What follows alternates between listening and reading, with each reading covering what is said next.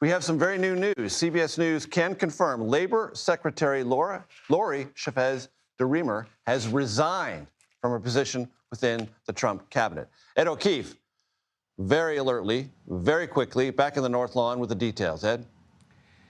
Major, the White House Communications Director Stephen Chung just a short while ago confirmed some reports that had just surfaced as we came on the air, saying that she will be, quote, leaving the administration to take a position in the private sector.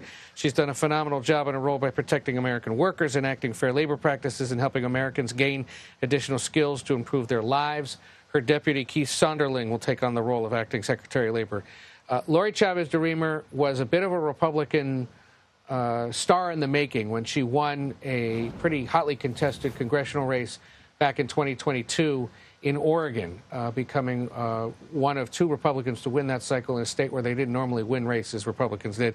But she was picked as a more moderate member of this Trump cabinet because she was a Republican with ties to the labor movement and those in labor who believe she had a pretty labor-friendly approach, at least among congressional Republicans. But she's been the subject of an ongoing, pretty significant internal investigation at the Labor Department regarding widespread misconduct by herself, by at least 4 other aides that had been excused from their jobs after this investigation, and most recently reports that members of her own family were, in essence, using Labor Department personnel and resources to their own benefit while she was serving in this role. She served for about 13 months, but is now on her way out.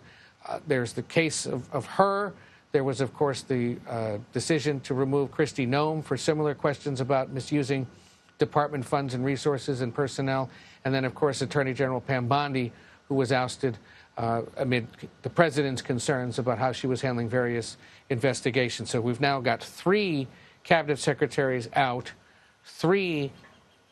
2 acting secretaries in place of those 3. Of course, there's a new Homeland Security Secretary.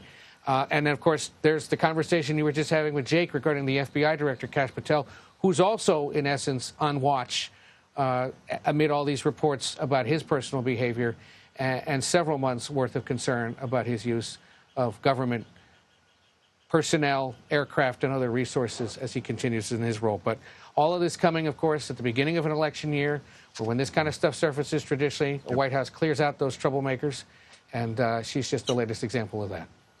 Ed O'Keefe, always a pleasure, sir. Thank you.